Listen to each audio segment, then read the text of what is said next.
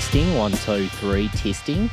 Gotta say, this podcast is so LA. It's so, yeah, right? We're in a church that doesn't get used in the valley. That's very LA. What valley is this? Is this San Fernando Valley? San Fernando, yeah. I'm getting used to it. My friend lives in Sherman Oaks, so that's what I'm nice. staying right now. 3 miles that way, if It's like that. 10 minutes away. Yep. Yeah, I saw him last night and Dude. we're back there today. Honestly, best area in LA, in my opinion. Really? Yeah. Yep. Why do you say that?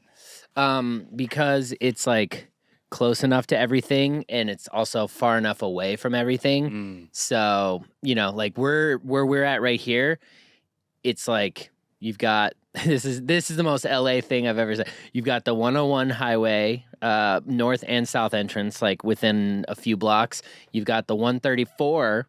So 101 takes you north, south. It takes you all the way. It could take you all the way to San Francisco.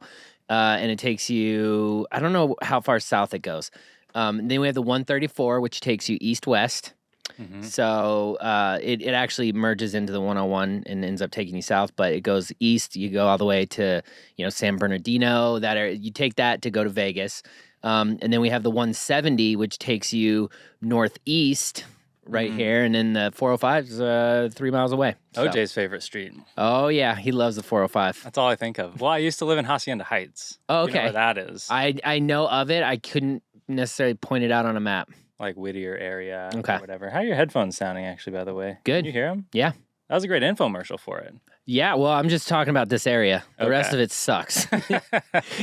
We go down like Ventura Boulevard and we'll hang out and Yeah. there's some cool spots, I guess. I love it, dude. It's so funny because I've lived in like this general area for the majority of the time I've been in LA, and then I lived in Mid City for a year.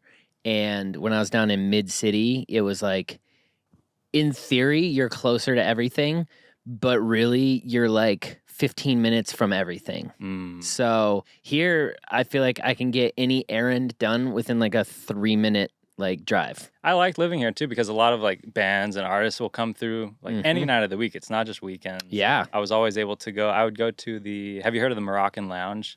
Yeah, I actually have. Yeah. I've never been there, but I've heard of it. The owner was cool. I would bring my camera there and I would like shoot artists and stuff. And it was just super cool. Like any night. Yeah. Make connections and stuff like that. And it's cool people and talented people. Yeah. And it's funny because LA, like as a whole, is pretty much a shithole. Like in terms of, you go downtown and you're just like, whoa. And then the infrastructure sucks. Like the roads are terrible. There's not enough lanes on the highway. There's fucking potholes everywhere. But you've got a ton of culture. You've got like a ton of talented people. You've got 40 times as many delusional people. And so it's like weird mix of like awesome creativity. And then you've got like every type of food you could ever want. And everything's open to like, you can get whatever you want at 3 or 4 in the morning, pretty much for the most part. So I don't know. I like that. Every time I travel, I always like fantasize like, ooh, could I live here?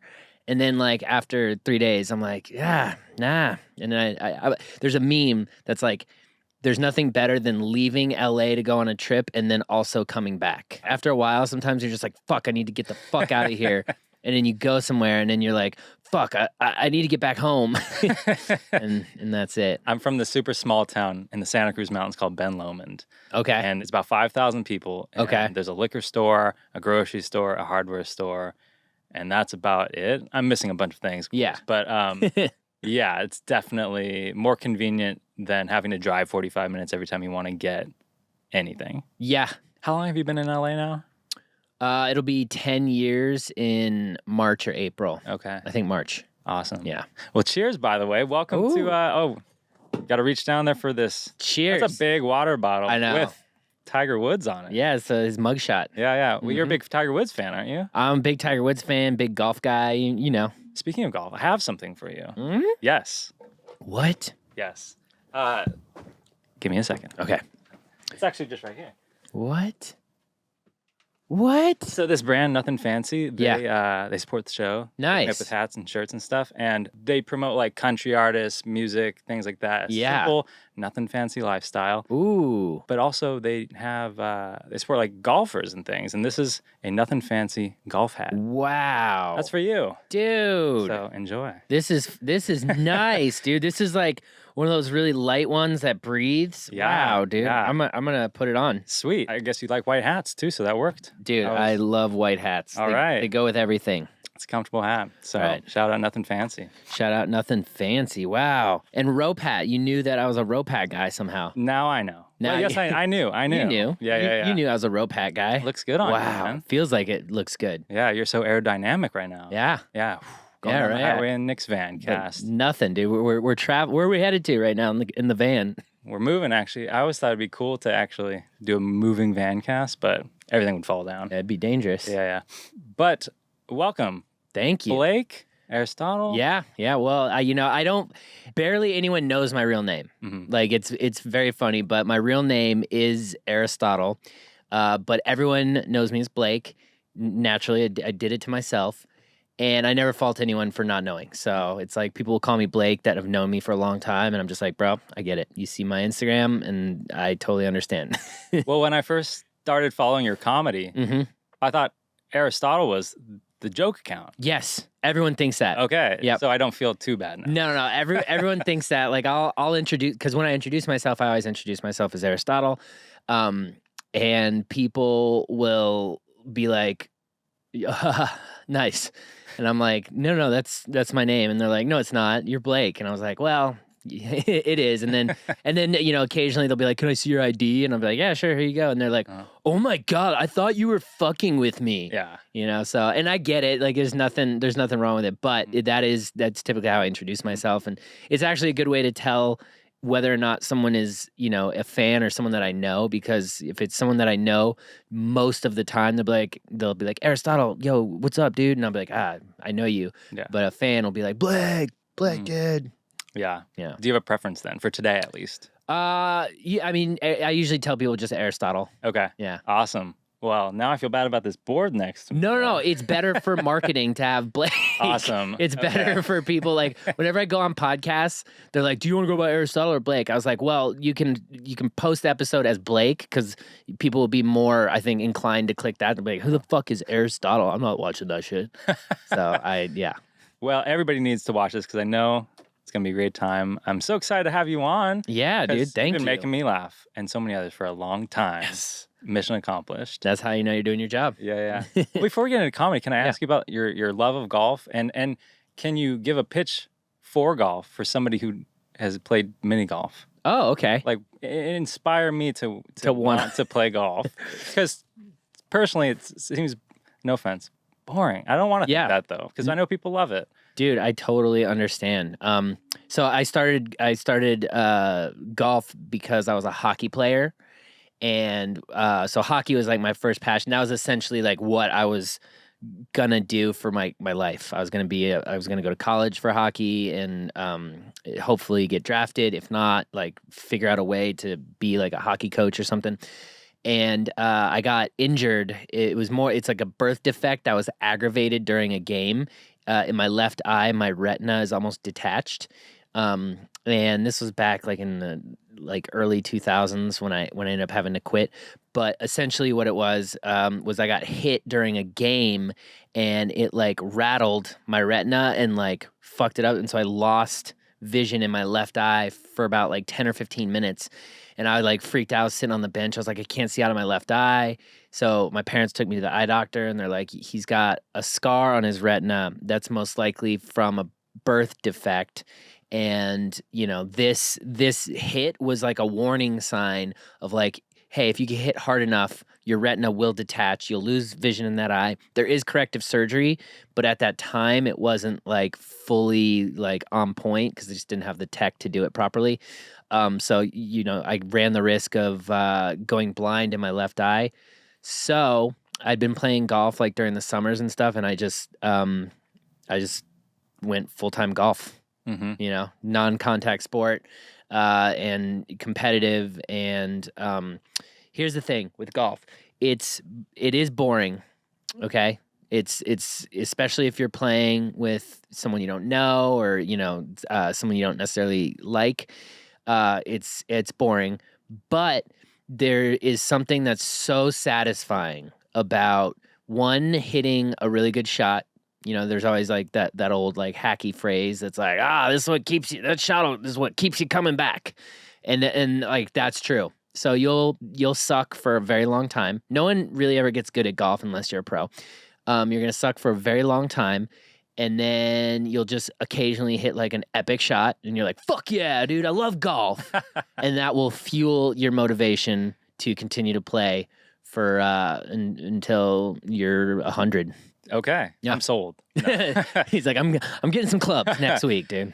No, I'd be into that because similar to you, actually, I've had issues with my head. I had a pretty bad head injury like years ago. Okay. Jumping into a river and hit the back of my head on a rock. Oh, Had like a brain hemorrhage. shit. Dude. It was not good. So since then, I'm like, I gotta like play it safe. Yeah. I'm a big time runner, so I like run, and I know that I'm not gonna get like trucked. Maybe running down the sidewalk in LA, maybe. Yeah, you get a homeless guy stab you in the head with some scissors or something. But golf seems up my alley then. Yeah. I mean, it's low impact. Mm-hmm. It's easy. I mean, it's easy in the sense that like there's not a lot of like motion. There's no like contact. It's like I said, it can be really fun. And then if you're with like the homies, you know, you're out there smoking some weed, having some drank. It's fun. Okay, because that was my other question is you hit the ball and then you walk for much longer than the act of hitting the ball. Yeah. So that's, of course, if you're walking the course, but you know, most of the time pay a little extra, get a golf cart, and then you're just cruising, dude. It's like beautiful day, you're in nature, do little shrooms in golf. I tend to play pretty goddamn good when I do acid in golf. Really? Yes.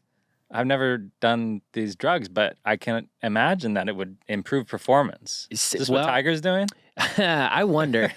I wonder how many athletes microdose because, you know, there's that famous story of Doc Ellis, the pitcher from I think he played for the Pittsburgh Pirates back in like, was it? I'm pretty sure it's Pittsburgh Pirates. It might not be. It might be someone else. But it was back like in the 70s, and he was saying that like all the players were getting fucked up before games and stuff. Wow. But this guy threw a no-hitter on LSD, and it was interesting. I watched his documentary and everything, and basically he was like pretty all over the place where his pitches were going. Like he walked a lot of batters that day. But he said when he was like dialed in on a pitch, he would like the whole like stadium and everything around him would vibrate. And then as soon as it was time to throw, it would just stop. And he'd be like, I got to throw now. And he would throw it. And it was just like, he just was like super focused. And I've done like a ton of acid. And what I've found is that like when you're on like a microdose or whatever, I have ADHD. What I found is that it like hyper focuses you. It's kind of like Adderall, but with like none of the side effects. And none of the negative side effects where you're like feeling like you're on crack and you come down and you're like depressed for 3 days. You're very focused. You're like a little bit turned up happiness and you're just like more free. So with golf, what that does is it allows you to like really think about like what you're doing and like your body components in the swing and everything. And for me, it's just like I get a swing thought during acid. And like as soon as that swing thought crosses my mind, I'm like, you're ready. And then I swing and I hit it really well when I'm on acid. Yeah. That's super interesting. Yeah, dude. Big recommendation. Golf and hallucinogens pair very well together. Not too much, though. Use responsibly. Yes, of course. Use responsibly. Golf responsibly. Everybody. Golf and hallucinogen responsibly. You can always take more. Don't forget that. Okay, so I'm into it. I will give it serious consideration. Absolutely. Yeah. Especially mushrooms. You do a little microdose. Well, the golfing. Oh. Yeah, dude. No, wow, of course. Easy. Yeah. The golfing. Yeah. Give it consideration. No, I don't know. It's really interesting, though, the whole concept of, because again, I'm so unversed in the world of hallucinogens, but to the point of people using them for the, responsibly, you're not out here like totally tripping on 405 or something. Yeah, no. But for the use of things like PTSD, there's definitely some interesting studies that for sure could have a widespread effect on, I think, society. Yeah, 100%. I've said this before. I forgot who said it originally, but I'm carrying on the tradition of this quote. And it's basically every politician should be forced to do like a hero dose of shrooms before they really run for office. You should it should be an absolute requirement for these guys, because it'll open up ideas. It will make you think of things in a different way. It'll absolutely make you more compassionate. So, and that's something that a lot of politicians need, because a lot of Humbling. them, yeah, dude, like it'll make you not want power. I'll tell you that much. And because that's what's so gross about it, is that these people get in these positions and they're like, oh, I need to handle this. It's my responsibility. It's like, you don't know what's good for us, you asshole. You're 90. Shut up. But conversely, I've heard people say that people can lose their minds after one time of using these things too. So is that possible? On LSD, yes. Okay. That is definitely possible. If you are predisposed to schizophrenia or certain personality disorders, it can be the triggering factor that pushes you over the edge. Okay. And that is a thing. Okay. So, you, like I said, use responsibly, and take it slow. You can always take more. Nothing like nowadays, I very, very, very rarely do a full dose ever. I'm always microdosing because I'm in control. I feel like it just elevates your mood. You still get some of those like euphoric effects, but you're never like in public like, oh my God, I can't believe I have to talk to somebody. Holy shit, one day I'm gonna die. What does that mean? Like, I already have those thoughts. I don't need more of them. But it'll help you like come to terms with that. Sure. You'll have those moments where you're like, fuck, dude, I'm gonna die. Whoa, I'm gonna be dead. And then at the end of it, you're like, yeah, everyone dies. It's chill. Yeah. Yeah. It must be pretty dope if everyone does it. My other question about using it is that, everybody's heard Joe Rogan talking about DMT tripping and things, where he talks about entering these other dimensions. Yes. Did you hear him talk with Neil deGrasse Tyson? Yes. Recent episode. Yep. And something that they never talk about that I would bring up is that he talks about entering these like actual dimensions. Yes. But at the same time, you're using a chemical and it's still, everything's happening within your brain. Yes. So you're not really going somewhere. It's just your interactive chemicals in your brain are interacting differently. Yeah. I don't know. Physically, you're not. So I've done DMT a few times myself. You're in your physical body, absolutely, but you really are absolutely transported to another dimension, at least within your own psyche. It's hard to tell what that means, but it's like the same thing like when you dream. Where the fuck do you go? Why when you wake up, does it sometimes feel like what just occurred was so hyper real? Where do you go? What does that mean? And the idea that there's all these dimensions that we haven't yet tapped into, they say there's like approximately 13 dimensions that we know of.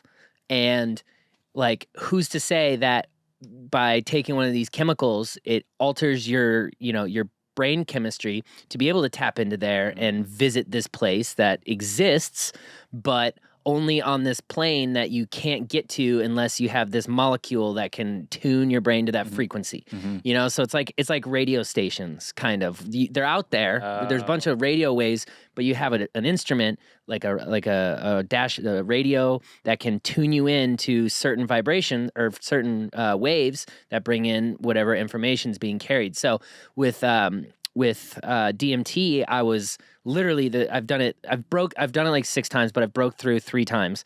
And the first time I broke through, I was like going through this tunnel of just colors, and I was flying. I was going like super fast, and there was just like this like happy sun god, and I was just shooting towards it. My body was like really warm and comfortable.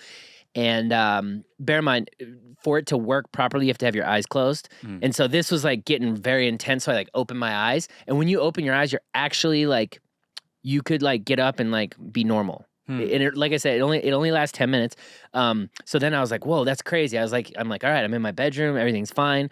Close my eyes again. And then this time I was in like this room that had like these crazy geometric patterns of colors that I, to this day, have never identified. And the room was just like folding in on itself in like ways. And I just remember thinking to myself like, oh, I've been here before. And I was like, wait, why have I been here before? It didn't make any sense. And so that kind of freaked me out. So I like opened my eyes again, and then I closed my eyes again, and I was back in this tunnel shooting down this fucking colorful tunnel towards the sun god. And it was a very pleasant experience. And afterwards, I like came out of it, I was like smiling and I was like, whoa, that was like insane. And so I feel like DMT potentially, you know, maybe you do tune in to another frequency and you find another dimension and you transport there for a little bit. But it feels like when you go to these places, it feels like you're there and it's like the place knows you're there and it's like, hey, check out how cool this spot is. You know, like it feels like the place that you go to is conscious as well and that it like wants to show you a good time. Okay. Or it wants to show you something because, you know, I had one time I broke through and I was just like in like this black space and these two like old wrinkly eyes were just looking at me, like just an old like wise eyes were just like looking at me. And I was like, at first I was like kind of afraid of it, but then it was like, oh, this is my friend. Like I know this person. I don't know who or what it was, but it was like, it felt like it was like watching over me in like a protective manner. So I don't know what any of that shit means, but it's wild and it's cool. And I'm going to do it again probably soon. But again, people, use responsibly. Use responsibly. You know, everyone Not to be a buzzkill. Yeah. Sorry. No. There's nothing bad about telling people to use responsibly and use it your own, you know, at your own risk because I can confirm it's scary. Sure. It's scary. Like, you know, I hesitate every time I do it because I'm like, damn, you know, I don't want to go down a dark path because, you know, anyone that's done a fair amount of hallucinogens has ended up down a dark path. But usually, for me, every time you come out of it, you feel better than when you entered. So that's my experience is that it's therapeutic. It's a little bit of it's definitely a medicine and it can, you know, trigger new exciting possibilities and thoughts in your mind. All right. Yeah. There's this book I read a long time ago. I did, I think, a report on in high school called The Doors of Perception by Aldous Huxley. Okay. And the whole book is him taking mescaline over the course of one day. And it's just him describing what he sees. That's cool. And it's like very much that he is still interacting with the real world. Yeah. But he's seeing like colors that he didn't see and the purpose behind these like living things like trees that we just so often just like walk past. Don't even think about it. Yeah. But it's like it's like that tree is better and more wise at being a tree than you or I are at being a human being. Please explain. So, because we're bad people, and the tree has never done anything immoral. That could be one interpretation. But when I say that, it's like that tree has been there for however many years. You know, there's where we're at right now is like on a tree-lined street, and a lot of these trees were planted in like the 1900s. So these trees are like, you know, 100 plus years old, and to think about them as like living entities that have been here for 100 years, that means they're really wise. And that means they're really good at being a tree. You know, we're humans. We've only been, how old are you? 29. 29. So you've only been here 29. You only know 29 years of being a human being. That tree is way better at being a tree than you are at being a human being based solely on experience. Isn't it pretty easy to be a tree? I don't know. I don't know how hard, you know? I don't know what they do during the day that we don't know about. That's true. They are quite complex. They got root structures that communicate. They're saying that they communicate. True. They have to find, you know, water somehow without moving. They're in one of those 13 dimensions. That's what I'm saying, dude. They fucking absorb water and turn it into oxygen. Yeah, it is crazy. So it's like, I don't know what it's like to be a tree, but I don't know. Nothing's easy in this life. So my grandpa would say, he'd be like, there's nothing easy in this life and it ain't fair. That's a great voice. Yeah, that's literally what he sounded like. He sounded kind of like, what's that guy? Sam. He was in the Big Lebowski. Oh, the announcer. Yeah, I know who you're talking about. Some days the bear eat you, and other days you eat the bear. I can't think of his name. I'm just going to make that the promo for the episode. There you go. That's it. Some days that happens, yeah. Well, I don't know that I will use hallucinogens, but very interesting. Yeah. I'm not hating on it. No. For me personally. Second thing is, totally get it. I've golfed. Actually, I take it back. I golfed once, and I'm not a stand-up. So I feel like out of my element, but again, I wanted to talk to you. Yeah. You make me laugh. I'm inspired by how hard you work. Thank you. I'm happy to have you on today. I'm happy to be here. I'm glad to hear that. Yeah. Stepping into a white van with a stranger. In a church parking lot. Let's go. I'm here to convert you into the Church of, what is this again? Latter-day Saints. Yes. You ready? I could be Mormon, dude. I don't know. You're not from California. You're originally from Florida. Right? Originally back Colorado. But I lived in Florida for a really long time, and then I moved to LA. Okay. Mm-hmm. When along those journeys did comedy come into play? Okay. Wow. Comedy really came into play for me when I was in middle school, and I forgot exactly how I came across it, but I was at a hotel. We were traveling, and I saw Robin Williams. It was live 2001 at live on Broadway 2001. Robin Williams, and I just saw like 10 minutes of it on HBO, and I was like, "Whoa, what was that?" And a few days later, my mom took me to, I think, Borders, R.I.P. Borders. Oh my gosh! Yeah, that's crazy. Remember Borders bookstore at the mall? Yeah, and they had the music section. Yeah. So I went to the music section and I found Robin Williams. In the bookstore, you found him. I found him. I found Robin. He was there. I saw his CD for Live on Broadway 2001, and I bought it and I put it in my Walkman and I listened to it like on repeat for like months. And I was like, oh my God, this is so funny. And at the time, I had just quit hockey because of my injury, and I was playing golf. And he had a whole entire 3-minute bit about the origins of golf, and it was like my favorite thing in the world. I could still quote it word for word today. And so then I started watching late night stand-up comedy sets on Comedy Central back when they used to air stand-up. It's weird that they don't anymore. And so I would catch like the Comedy Central Presents, and my favorite comedian besides Robin Williams at that time was Pablo Francisco. So I'd watch him, I would obviously, you see Dane Cook, you see Lewis Black, you see all these guys from like back in the day when they were at their prime, Chris Rock, old school Dave Chappelle, all these guys. And I just gravitated to it. I was like, that looks like so much fun. That would be like the most fun thing. And so I didn't really think much of it in terms of like a career or whatever. I was just like, that'd be fun. I was an only child, so I got like really good at doing like voices and impressions and whatnot. And when I got to be a senior in high school, at this point I moved to Florida. I was in Florida. And I entered the talent show by doing a stand-up bit. And I didn't win, but it was like I had like an amazing set in front of like the whole school, and the reason I didn't win is because I said ass and I think I said hell at one point, and so I didn't win. But like everyone was like, "You should have won, dude!" And I was like, "Oh, like this is what it feels like to do stand up. This is amazing. I want to do this." Skip to college, I'm studying and whatnot. And I had told people that I had done stand-up comedy, and this girl in a sorority asked if I wanted to do stand-up for their big fundraiser, whatever it was. And I was like, yeah, of course. I'm like a comedian. And bear in mind, this was like 3 years later. I did my high school talent show, didn't do anything. And then I was like, oh, yeah, I'll fucking do the fundraiser.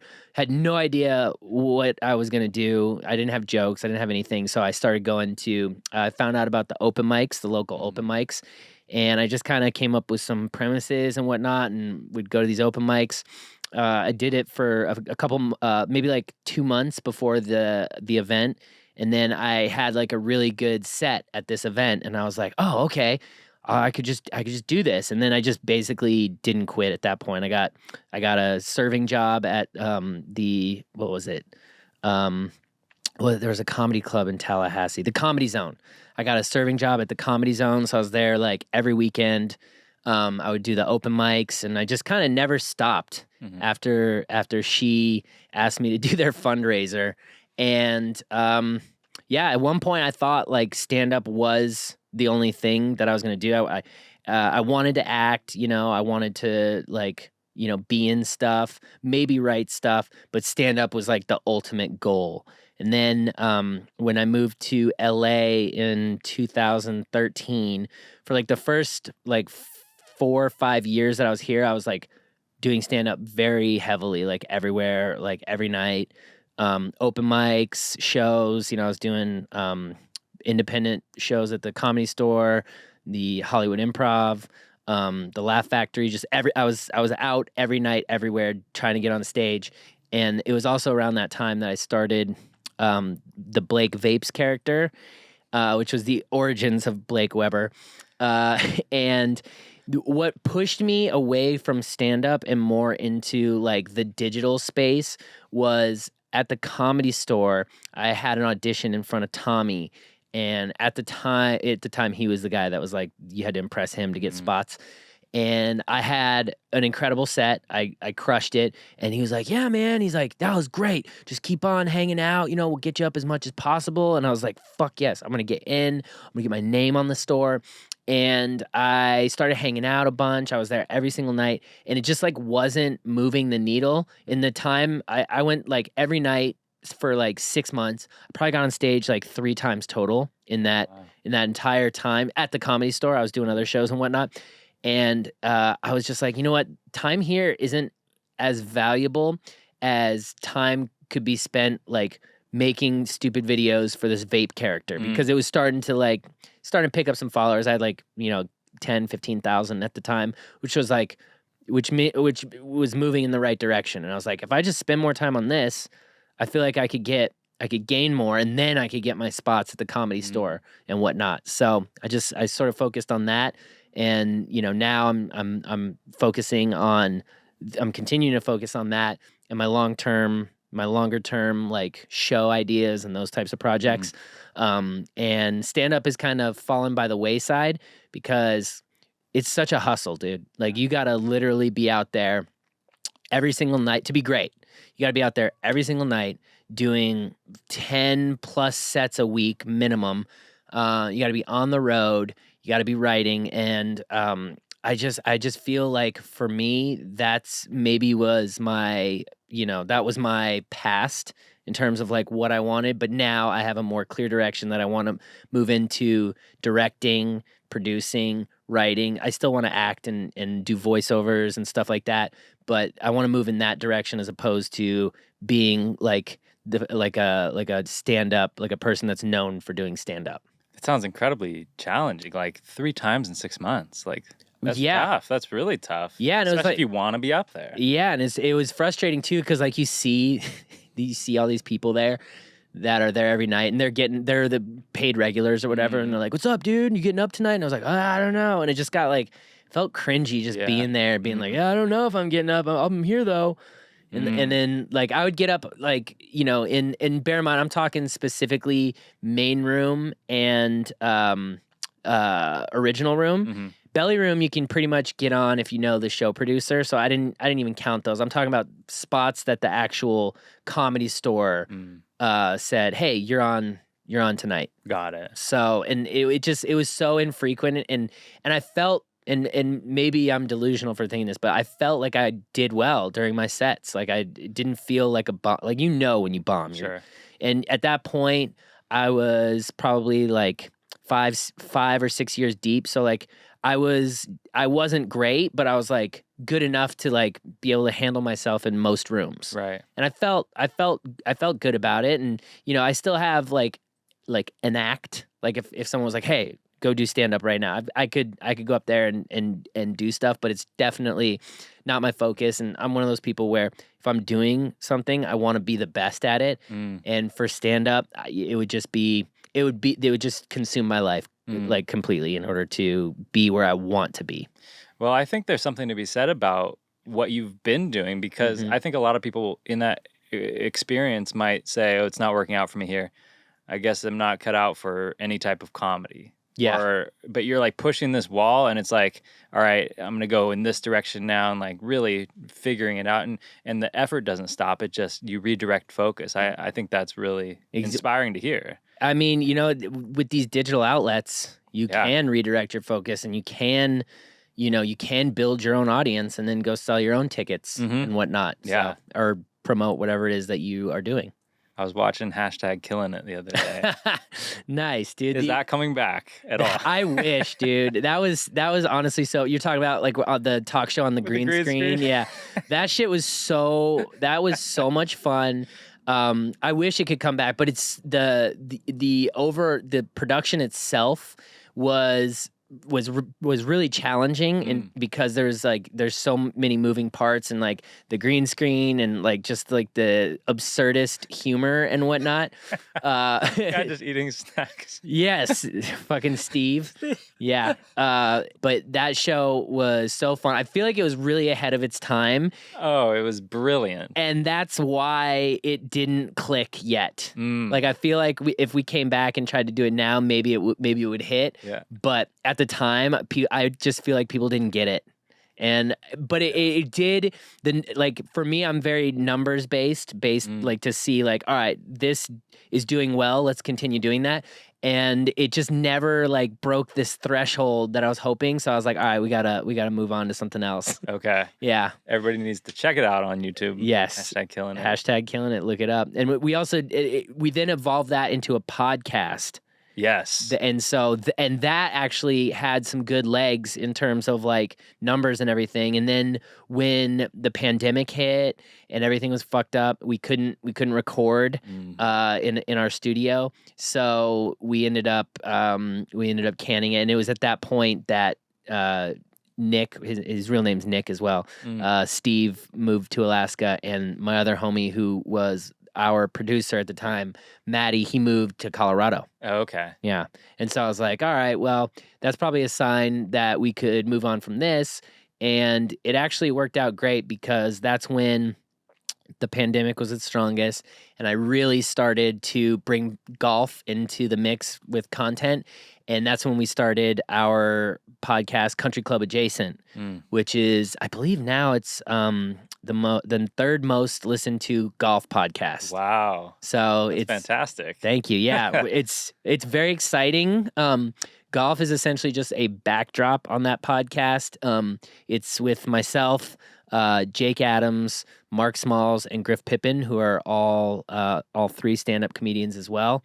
And we just sort of use golf as a backdrop to show our like degeneracy in terms of, like our own problems with each other, like when we travel, when we golf, and it all just comes out on this podcast. Dude, there's nothing like that. I do this podcast by myself, obviously, with a guest, but there's nothing like just having fun, just talking nonsense with your friends. Literally. Like, I remember playing baseball in high school, and it's like the type of conversations you have in a dugout. Yes. And you're making each other laugh, and that's so fun. It's the best. and so this podcast, just strictly based off of golf, led to so much crazy shit over the last year.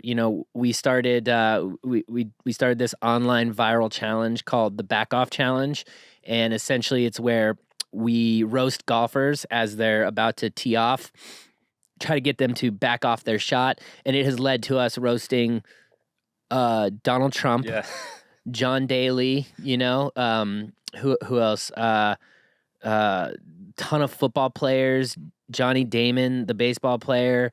These are in person? In person. Phil Mickelson. And they know it's happening. Yeah, we make them very aware. Okay, I didn't know the Trump one. I'm like, are they there? Yeah. Oh, dang. We were right there, dude. And that one was so funny because he was like on the fence about it. And it was... Was he on the wall about it? He was on the unfinished wall about it. His son, Eric, is the one that pushed him over. He's like, Dad, you gotta do it, dude. Don't back off the challenge. Literally, yeah. He's like, you gotta let him roast you, Dad. And I never thought I'd say this, but shout out to Eric Trump for letting him do that, because I got like 30 million views on TikTok. So did you talk to him afterward? Not really. No. It was. But he didn't back off, right? No, he didn't back off. But that was more out of pride than it was from the quality of jokes, because we hit him pretty hard. I think that my favorite one was Griff said. He was like, was your swing made in China? Because it looks like it's going to break. Something like that. It was good. That's sick. Like, Yeah. again, it shows that you're pushing like where you can, and just going hard, and you get these opportunities that you never would have realized at the beginning, probably. Exactly. Yeah. So it's like for me, it was never like ever quitting something. It was just reassigning my energy to a different project. That's kind of looking back on it. That's kind of what I've always done is like, I'll move in a direction, and then when it starts to falter, it's like, all right, how can I take what I'm doing and then apply it to over here? Yeah. And so it was the same thing when I switched from being Blake Vapes to Blake Weber. It was all about vapes and making fun of vape culture. And vape culture just died when the FDA was like, no more selling juice you made in your backyard, you asshole. Once that happened, the vape culture died, and my account was dying. And I was like, oh fuck, what can I do? And so Blake Weber became sort of like a just making fun of pop culture and who we choose as our idols. And that's where the voiceovers moved. The voiceovers, dude. Yep. I gotta ask you about the voiceovers. Go ahead, man.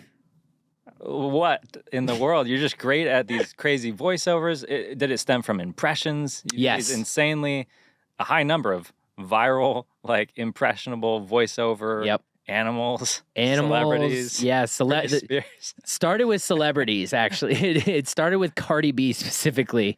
And then it kind of shifted to 6ix9ine, and then it kind of shifted to clips where people are just like acting like shitheads.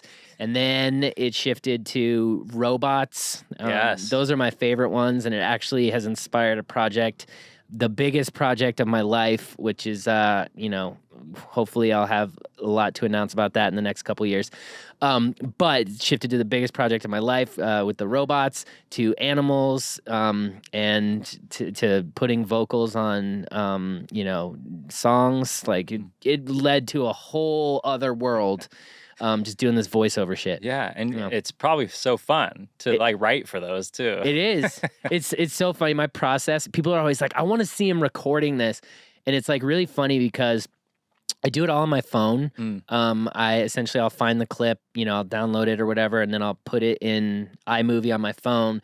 And I'm just like sitting on my couch, just like screaming like, I don't know. What did you say, dude? I don't know. And it's just like me screaming at my phone. And my girlfriend, she's just like, look at, like, I wish like your fans could see this right now. And I'm like, no, the scenes. I don't want them to see this, dude. I'm not wearing pants. I look terrible. I haven't showered in 4 days. I thought you were going to say you were on the toilet doing these. No. I got to have good acoustics. There's too much fucking echo. That's what's keeping you. That is true. That. Yeah. Yeah. Amazing. My favorite, not my favorite part, but one of the best additions to those is like in the Britney Spears when the floor is squeaking. The squeaks. The squeak. Yeah. Kill me. Typically, I foley all my own sounds. Yeah. So what I would do typically in that situation is that I would take a shoe and like on my wood floor, just like, like make it and then just do it a bunch of different ways. Yeah. That one, I was on the road, so I had to improvise. I ended up just downloading a clip of shoe squeaks. But that's to me what makes these videos is the background environment and just like the details, like because there's a lot of people that do voiceovers and whatnot, but a lot of them, what they'll do is they'll get rid of like the background track, so like you can't hear what's going on in the video, and it's just their voice, and it's just like clean vocals, but with no environmental sounds, no like details on footsteps, no like animal noises, like nothing else. So I don't know. I feel like that to me is like almost the most important part, is giving the environment and just those little tiny things that people can like, maybe they don't hear it the first time they watch it, but they hear it the 5th time they watch it. And then the awkward silences too. It's just, it's brilliant. What was the first one you did, or what made you want to do that? The first one I did was a Cardi B video where she was talking about like how it's okay to be a hoe. Essentially, she's like, it's okay to be a hoe. And it was just like, the video just made me laugh, and what she was saying was so ridiculous that I was like, "Oh, there!" Like, if I put Blake's voice on this, it would accentuate it like significantly. Like, it would really put an exclamation point on how ridiculous this video is. And so I did that, and that's exactly what happened. And it went super viral. It got put on World Star, and like. And then from then on, I just kind of got to be this like voiceover person. And it's super fun. It's like, for me, it's very sustainable content to be able to do instead of having to do giant productions for every video, which I still enjoy doing, but like on my terms, Sure. not like, I give a lot of respect and whatnot to YouTubers who put on giant productions like every day, because that shit's not easy. And especially in the beginning, I feel like a lot of them are able to like farm out the extra work now, like with editing and whatnot. But like in the beginning, that shit is so tiring, and it's crazy too, because you don't start with anything. Like you don't start with a following. So you have to do all that stuff yourself in order to build the following, and and then you can farm it off. But that's where I'm at. I'm dying, like editing all this together, but I love it. Yes. Yeah. I totally understand. But yeah, it gets super tedious and annoying at certain times, but like, a lot of respect to everyone that still continues doing sketches and short films and everything as their consistent content, because it's not easy. Definitely not. To come up with like original ideas. Yep. And in those videos that you do, sometimes they're like short and sometimes they're longer, but like it's original content that you're making, like what they're saying and how you're doing. It's complete art form. Yeah, it is absolutely its own thing. I've always had a knack for doing voices and like, I think my main goal since I was a kid was to, be in television and films in some capacity. I always loved the idea of doing voice work and whatnot. So that's kind of how I got to here. It's like just figuring out what it was that I wanted to do and then trying to make that a reality by doing it myself. So when you're creating those videos, or I guess more specifically when you are in videos and you're like acting, when it comes to those videos, do you like the writing aspect more or actually appearing in sketch videos? I mean, I like the whole process. I would say I enjoy being on set the most, because that's kind of where I feel like I shine the most. My process has always been, even when writing stand up, it would be kind of come up with a premise and then just riff on it, and then with stand up it was like I would initially, when I first started, it was like come up with the premise and then riff on it alone in your bedroom to a mirror, and then go on stage and perform what you did in the mirror. But then I found that like a lot of my best punchlines would happen while I was on stage with pressure. So that led me to a point where I was like, ooh, I need to hone this skill. So, you do the improv and whatnot. I did that for a few years. And now when I go on set, like, I have the script and everything, but now I like absolutely take the words that are on the script and then I just kind of turn it into my own character's words. And then I feel comfortable. I feel most comfortable just ad-libbing. Okay. Like, give me a premise and I'll be able to play it however, like I'll do it 20 times and it'll be different each time. That's impressive. That feels best for me. That's how I know that I will deliver my best performance. And, from the back end perspective, that'll give the editor, director exactly what they need. Some of my favorite videos are you doing sketch comedy with Brent Pella. Oh, yeah. He's hilarious. He's amazing, dude. Yeah. I love Brent. I love working with him. We just shot a sketch last month, and I think I can post it. I'm not sure if he's thrown it up on YouTube yet, but we work really well together. Like, our brains are very similar. He's really good at being like the straight guy. He's also good at being wacky, but we just complement each other really well. Like, if he's a straight guy and I'm super wacky, it works, and vice versa. Yeah, he's so funny and so talented. Yeah. Yeah. One of my favorite ones, when you're vibing with the homies. Oh, dude. That one went under the radar, dude. Really? Yeah. That one lived under the radar, but I love that one. It's so good. I was cracking up. Thank you. Yeah. Bad vibes. Yes, dude. That one was... maybe I should recut it and bring it back. Yeah, man. It was funny. Well, sometimes the stupid algorithm gods just don't have your back. Literally. Yeah, maybe I should recut that and just drop it as a 60-second thing and see if it pops. Quick aside, do you ever post something on Instagram, like a story, and you go, well, hold on a second. Why is this like being held back, like in the backdrop? Dude, on stories? Yeah. My stories are so inconsistent. Yeah, same. I don't get it. Like one day I'll have a story that like pops the fuck off. Let's say I'm at a music festival. Mm-hmm. I'll have music festival stories going crazy, and then the next day it'll get cut to like a third of the reach that it just had. Yeah. I'm like, where the fuck did, 100,000 people go? Yeah. Uh-huh. Where did they go? They didn't not click this, dude. Shut up, Instagram, you assholes. Also, I'll notice, let's say if I'm promoting something, those get fucking destroyed if you're promoting some shit. Really? Yes. Is that it? If you're promoting something, it gets owned by the algorithm.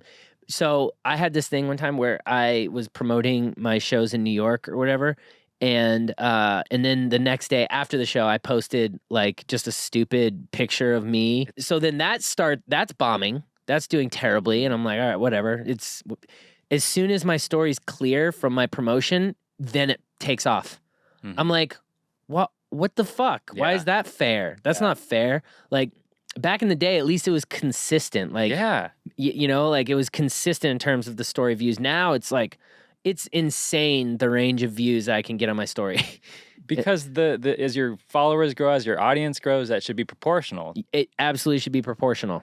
Well, now that we're talking a bunch of crap about it, this is going nowhere on Instagram. Well, just don't use this clip. Yeah, they won't know. I don't even want to begin to question like how the algorithm, who comes up with it, how it works. But it's just, it's frustrating. I'll like share a podcast. I'm like, I hope people listen to this. And then the next day I'm like, here's me going on a run. And it's like 10 times as many sometimes. I'm like, what? Like, why? Yeah. Yeah, it's really frustrating. And it's interesting too, because there's certain aspects of like this algorithm-based content system that are good. There's certain aspects because you can get in front of a new audience all the time. You can, like, if it's within an interest that people like, then they're going to find it. But it's bad because there's, like, no gatekeeping of actual talent or ability. Yeah. So I feel like people sometimes will just hop on a trend. All of a sudden, they're like, ooh, I'm just this guy that does this thing. And then they do it for however long. And all of a sudden they build this giant following. And they are just this thing. And there's nothing behind it. Right. It's like the people that just like, specifically I'm talking about like the TikTok generation of lip syncing people and dance people that are just following these trends that other people created and are getting crazy followings, and it's really not talent or merit based at all. No, there's no thought behind it. Yeah. Someone created that song, someone else did that dance. Yes. Before that it was called plagiarism. You right? It was satire of sure. Yeah. Passing it off as your own to become viral, I don't get that. And yeah, it's frustrating in that sense. Typically, I feel like at some point it'll get weeded out, and people will be like, "Oh, there's nothing here." Sure. The other thing that's fascinating too is like, and I'm one of the people that like I don't mind seeing like stand up jokes get like remediated into like a TikTok or back in the day of Vine. A lot of comedians hate that. They're like, "That's just a joke from the blah blah blah." I don't mind that, but it's crazy to see how many people. I mean, it's just proof that like a lot of times these concepts are hack premises or whatever. It's amazing how many people can make the same video from something that we've seen in comedy clubs for 30 years, and then now it's like a topic of discussion or whatever. Yeah. And you're just like, wait, what? This is awful. How is this person? So that happens a lot. I feel like in this system as well, is there is plagiarism, but in a different light. Yeah, it's frustrating. Do you ever see with your videos that people will do those like reactions to it, and then they're just watching a video, and people are watching somebody watch a video? Yeah. I mean, in that case, though, do you appreciate it because it's still your content being showcased to others? Yeah, I do appreciate it, and it is cool too because the reactions, it's usually people laughing. Yeah. So, it actually just happened. One of my clips got on the Flagrant 2 podcast. Sick. It was a voiceover I did of Jake Paul, and they showed it to Logan Paul. Oh, the boxing one? Yeah, The rest and of your life. yeah, it's like, this is your career. And he was like crying, he was like laughing very hard. That's good. And so I was like, all right, that's tight. You're not gonna get hit over it. No, I thought it was actually really funny. That's good. But you know, like, so the reaction videos, when I see them, I'm like, I fucks with it, because it's usually people laughing, yeah, or like trying to do their impression of it or whatever, and it's funny. Yeah. Okay, well, that's good then. Yeah. I gotta ask you one more thing about your huge portfolio, diversification of art. Mm-hmm. You're also a musical artist. That's true. You do what don't you do? I know, dude. That's a good question. And this is awesome because we're in LA. Mm-hmm.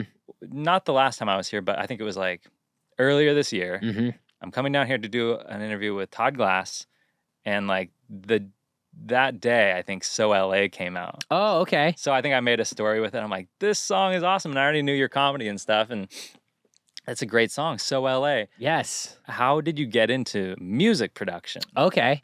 I mean, really, it came through just going to raves. I just love rave culture. I loved going to a rave. I've loved the music since like 2006. My cousin is a DJ.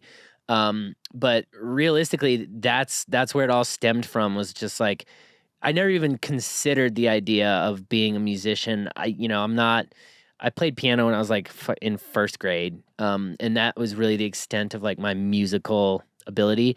But in 2000, like 14, 15, I started to go to raves, and I was like, when I moved to LA, and I was like, holy shit, I love this. And I already loved dance music.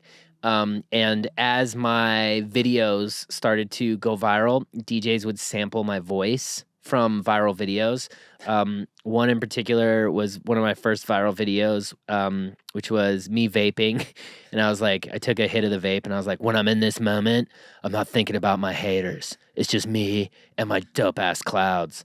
And someone took that video, it ripped the audio and put it to like a crazy like dubstep beat or whatever. And the song got like relatively popular. And I was like, this is fucking cool. So what I was doing at that time is, in all my vape videos, I was adding like, you know, trap music or dubstep or even stock dubstep music to the videos to like enhance them. And people were like, damn, I love your taste in music. You should DJ. And I was like, yeah, maybe I should DJ. And so me and my buddy, Matty Ghost, we started a DJ duo called Double Dare. And we started DJing parties, and we were so bad at first. We would just like show up and be like, hey, can we DJ? And people would be like, yeah, sure. And then we would like, it was like the worst. And what that made me realize is like, oh, you got to get good at this before you can like really go out and do this, because it was embarrassing, dude. So we practiced, you know, and I always felt like I had a good taste in music. And so in dance music in particular. And so once I started getting good and people like would see us at parties and we would do well, it just led to more and more bookings. In 2018, we played an art car at EDC. 2019, we played a bigger art car in EDC. Obviously 2020 shut down. And in 2020, he left LA to move to Denver. So we kind of ended the Double Dare project there. And in 2021, I started getting back into music and like really focusing. Like I was DJing the whole time, but I started to get back into like music production and like working with people. And Nitty Gritty hit me up, really great DJ. He asked me, he's like, hey man, I got this idea for a song. Will you help me like write it and do the vocals for it? And I was like, yeah, sure. Because he said that every time he would like try to come up with ideas for the song, he would just do it in my voice. Like he'd be like, yeah, it just like came out, and I would always come out in like the Blake voice. So can you just do it? And I was like, absolutely. So that was the birth of So LA. And So LA, basically I wrote like the lyrics for this, and I recorded them, and we put it on the song, and it was awesome. And he takes it to his management, and they're like, the song is too dope for Blake's voice. Basically, they're like, the song is way too good for his voice. So he got a female recording artist to just do the vocals. We left like a skit at the front and the back of the song. And yeah, I mean, dude, we put this thing out in, I think, March or April, I can't remember. It just has kind of steadily just gotten more and more listens this whole time. And it's awesome because, I play it out. I played EDC this year at the Corona stage, which is my first stage at a festival ever playing. And I played So LA, and it just absolutely smashed. And there's nothing more exhilarating than working on a song and then seeing a crowd like go crazy to the song that you made. Like that is so exhilarating. And so I've been slowly building my portfolio of songs to release in the dance music realm because I love it. Yeah. DJing to me is like the most fun.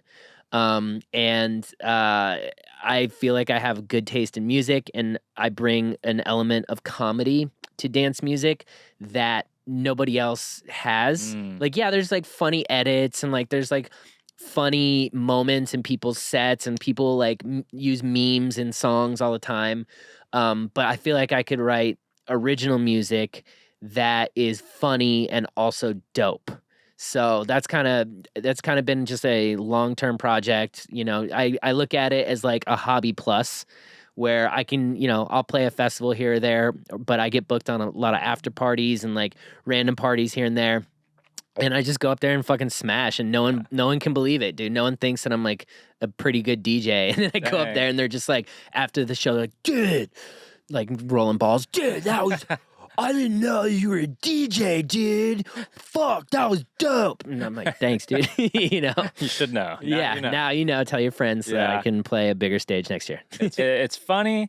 It hits hard. Yeah. It's a good song. It's a good song, dude. And if I'm being honest, Nitty, he did all the production for it.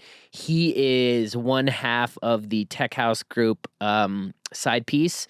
And he's so talented. They're gonna be the next fucking gigantic act for sure, in my opinion. So it was just really awesome that he reached out and wanted to do it. And when he was releasing the song, his project Nitty Gritty is very different than Side Piece. Nitty Gritty kind of is like an open format, makes all different types of music. And when he wanted to release this song, he was like, "Look, dude, this doesn't really fit into my Nitty world as much. So we'll have it released under your name, Blake Weber.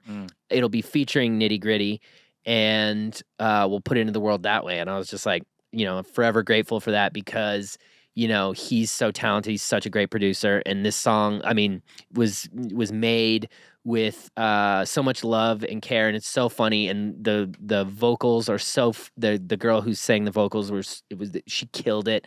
So it was like all these elements work together to make a great song, and it was super fun. It's awesome. Yeah. Dude, I can't wait do you think some more music too coming? Yeah, I'm sitting on a shit ton right now. I'm figuring out what to release first. Okay. And then it's a question of, do you release through a label? Do you self-release? Do you make a music video for it? So there's a lot of things that you have to figure out before you release music.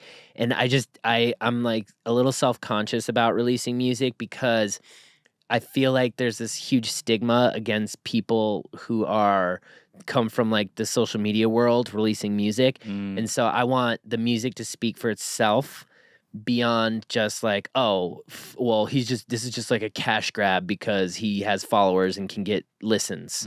I want it to be like, whoa, that's a good fucking song. Who was that? Blake Weber? Wait, what? That guy?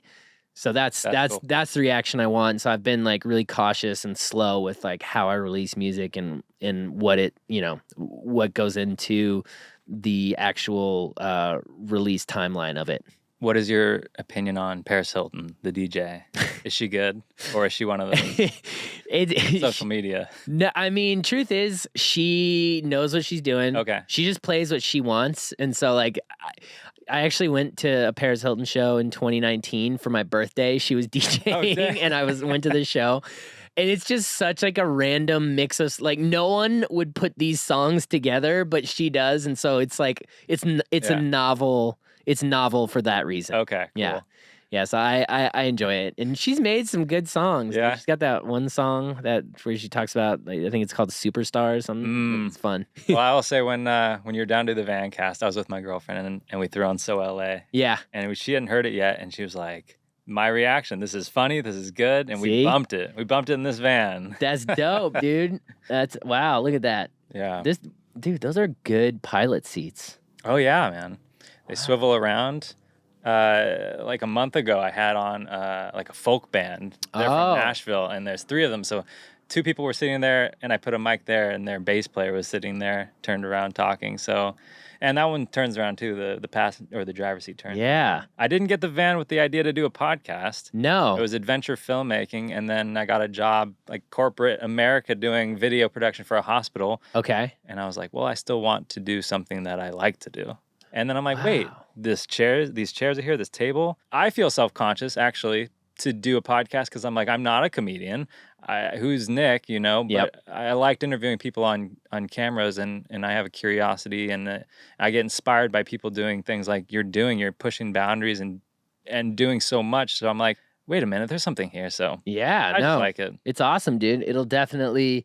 Like, it's definitely a unique experience. You did a good job refurbishing this bad boy. Thank you. Did you do this? I did not. You didn't do this? No, a company did it for me. Wow. It was an empty cargo van before this. This is awesome setup, though. Like, if I was ever going to do... Like, at some point, I want a van. Would you do van life? I don't think I would do van life, but I would use it to travel. I don't live in this. Okay. So I just travel with it. Yeah. But it's awesome to be able to, like, you could go to a show and then sleep there after. Yeah. I do like that aspect of it. Mm-hmm. This is, I kind of want a van to be able to just do this. Yeah. You know, just like, be like, we're going to fucking Joshua Tree this weekend. We'll figure it out. Like, just out of nowhere. Yeah, I got the fridge. This is a sick setup. Queen size bed. What was it expensive to get them to refurbish it and stuff? A little bit. Yeah. A little bit. We'll talk after, but yeah. But you know, it's I think it's a good investment for like creating and stuff because I'm like a big adventure outdoor guy. Yep. And so like it's given me opportunities to charge camera equipment. Yep. I have a pickup truck, and I was the robots are listening. God to us damn right it! now. Why do they always be listening? How long until robots take over? I mean, they say that human integration or whatever is happening by 2044. So, you know, I think within the next... Neuralink? Yeah, Are you into it? Are you getting Neuralink? Fuck no, dude. Definitely not V1. I actually know a person who worked at Neuralink, no longer works there, but he was telling me that because I asked him his opinion. He's like, yeah, I'll probably get it eventually, but just definitely not like first 2 or 3 versions. That's terrible. I mean, I don't know. I feel like I got Neuralink already with my phone. You do, yeah. But here's my fear: is that it's my same, I guess, opinion about Teslas. I think they're awesome cars. I think the engineering behind them is really cool. Mm-hmm. It's just a really unique car. Yeah. But my fear is that they're prone to like cyber attacks. Yeah. Maybe one day Russia goes, you all can't drive right now. Yep. And then with Neuralink, something that's actually in your brain, they go, oh, we're going to turn those people off for a little bit. Yeah.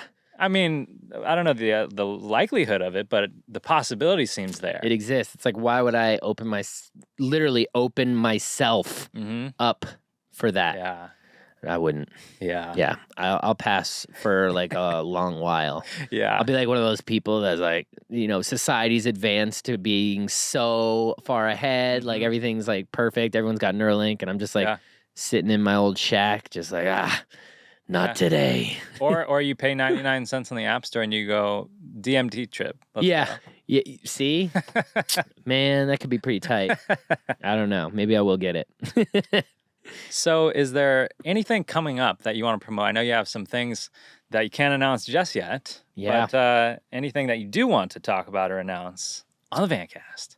Let's see here. Well, I haven't locked in tour dates yet, but I will be locking in some tour dates for next year. For stand-up? Or? It's kind of, it's like stand-up adjacent. It's the Blake Weber TED Talk show that I've been doing. The hoverboard? Yep. Yes. I just did it at the New York Comedy Festival. It was fucking spectacular. I had so much fun. It's the most fun show, like, because it's like everything that I love about stand-up, but then I add like this element of like just stupidity, and it's very interactive with the crowd. And that's what I love to do. It keeps it fresh, it keeps it exciting. So I will be announcing those tour dates. But in the meantime, check out my other podcast, Country Club Adjacent. It's a little bit about golf. We got a YouTube channel. We got matches up there and everything. I'm doing some content at festivals with the Festivalist on YouTube. So check out Festivalist. And just follow me everywhere at Blake Weber.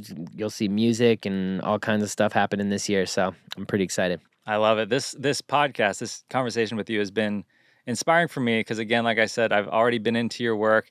It's so cool to see you just, again, what don't you do?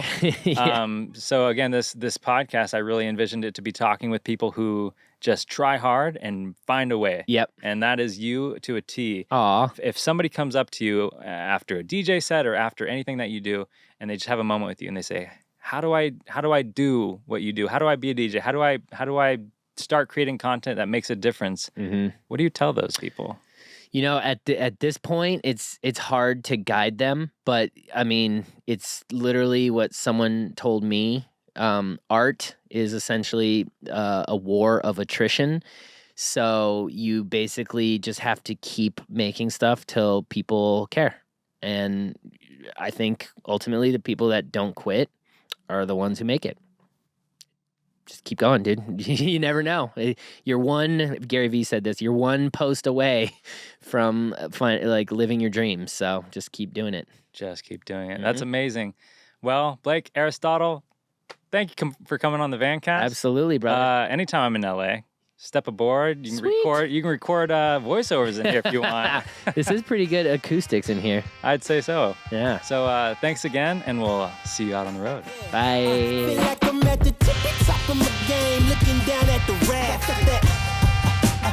Confidence, come on now.